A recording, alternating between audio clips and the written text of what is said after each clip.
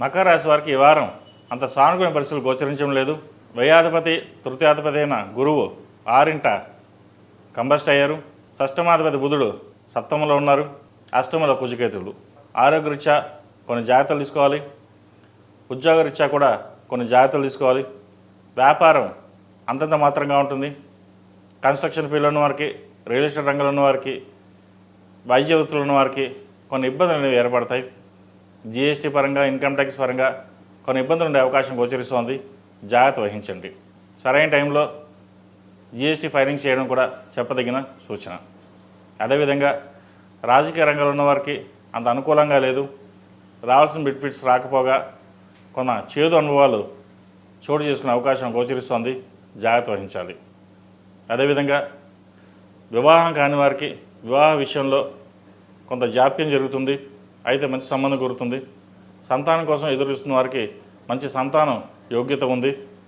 అదేవిధంగా భూ సంబంధించిన విషయ వ్యవహారాలు కావచ్చు, లోన్ల విషయాలు కావచ్చు, క్రెడిట్ కార్డు విషయంలో కావచ్చు కొన్ని జాగ్రత్తలు వహించాలి. అధిక ధన వ్యయ సూచన కనిపిస్తోంది. కాబట్టి డబ్బు విషయంలో సాధ్యమైనంత వరకు ఎంతవరకు సేవింగ్స్ రూపాయలు పెట్టుకోగలుగుతారో పెట్టుకోండి. అదేవిధంగా విద్యార్థులకు కొన్ని ఆటంకాలు ఎదురైనా మంచి సీట్ లభిస్తుంది. ఉద్యోగ ప్రయత్నం ప్రారంభించండి.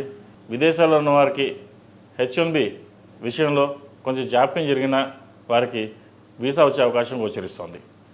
అదేవిధంగా PR, గ్రీన్ కార్డ్ కోసం ప్రయత్నిస్తున్న వారికి ప్రయత్నాలు ప్రారంభించవచ్చు. ఈ రాశిలో జన్మించిన స్త్రీలకు వృత్తి ఉద్యోగాల పరంగా, వ్యాపార పరంగా అన్నీ అనుకూలంగా ఉంది. భాగస్వామితో విభేదాలు లేకుండా చూసుకోవాలి. ఆరోగ్యం పట్ల కొన్ని జాగ్రత్తలు తీసుకోవాలి. కష్టే ఫలి అన్నట్టుగా కష్టాన్ని తగిన ప్రతిఫలం ఈ వారం చివరిలో వచ్చే అవకాశం గోచరిస్తోంది.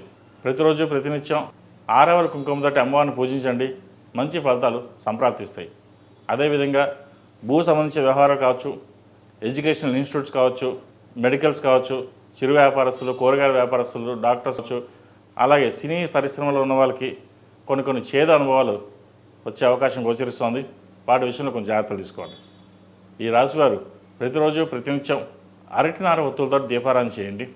ఆరోగ్యపరంగా కావచ్చు, ఏదైనా పనులు ఆటంకాలు అయితే అవి సఫలీకృతం అవడానికి, ఏ ఆటంకం లేకుండా ముందుకు వెళ్ళడానికి అరటినార ఒత్తులతోటి ప్రతిరోజు దీపారాధన చేయండి.